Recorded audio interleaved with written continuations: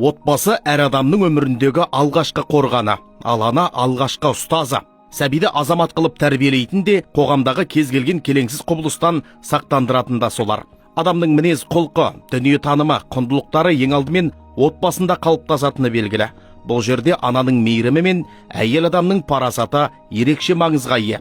Бала тәрбиесінде басты рөлді ойнайтын ананың орнын өмірде ешкімде алмастыра алмайды. Ана тек тәрбие беруші ғана емес, ол баланың рухани бағыт-бағдарын айқындайтын тұлға. Оның бойына адалдық, сабырлық, ізгілік, жауапкершілік сияқты қасиеттер ең алдымен анасының сөзі мен іс әрекеті арқылы дариды. Егер отбасында жылулық, өзара құрмет пен дұрыс түсінік болса, онда бала сыртқы теріс ықпалдарға төтеп бере алатын берік тұлға болып қалыптасады. Қазіргі қоғамда түрлі жат идеялар мен теріс діни ағымдар көбінесе жастарды нысанаға алатыны белгілі. Осындай жағдайға отбасының, әсіресе ананың қырағылығы мен жауапкершілігі маңызды. Баланың кіммен араласатыны, қандай ақпарат тұтынатыны, қандай құндылықтарды қабылдап жатқанын бақылап, қажет кезде бағыт-бағдар беру ерте профилактиканың маңызды бөлігі. Бұл орайда елімізде бала тәрбиесі, отбасы құндылығы мен әйел құқығына айрықша назар аударылып жатқаны дер кезінде қолға алынған маңызды іс.